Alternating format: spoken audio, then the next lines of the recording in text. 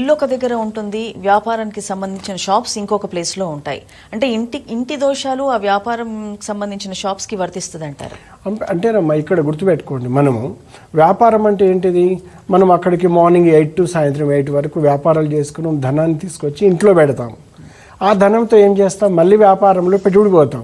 అంటే ఇక్కడ చూడండి, ఇంటికి ముడిపడి ఉంటుంది. కానీ మనకు ఇల్లు భోజనం పెట్టేది, సకల సౌకర్యం ఇచ్చేది ఇల్లే కదా. మన డబ్బుని సక్రమంగా రూపంలో రూపాయి పెట్టుబడికి 10 రూపాయలు సంపాదించే శక్తి ఆ గృహానికి ఉండాలి.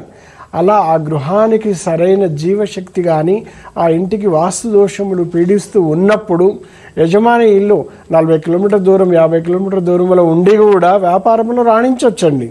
ఎందుకు అంటే అది వాస్తవాన్ని చెప్తున్నాను కదా అండి. 100 కిలోమీటర్ దూరంలో కూడా మన వ్యాపారం రాణించదు. మన ఇల్లు వాస్తుకు అనుకూలంగా ఉండాలి.